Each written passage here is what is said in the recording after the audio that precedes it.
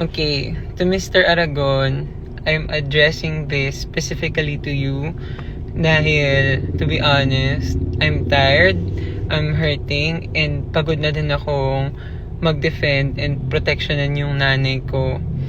Sa lahat ng mga interview, sa lahat ng mga nangyari din dito sa social media, napapagod na din ako. Gusto ko na din matapos lahat ng to. And hindi ko din alam kung saan nanggagaling yung galit mo dyan sa puso mo. Kasi, to be honest, dapat naman, 'di ba, full of love tayo eh. Pero wala naman kasi talagang perfect na Christian.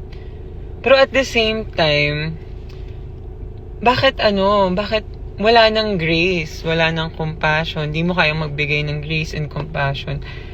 Tapos, bakit kailangan mo sirain yung sarili mo? Bakit kailangan mo din ako sirain?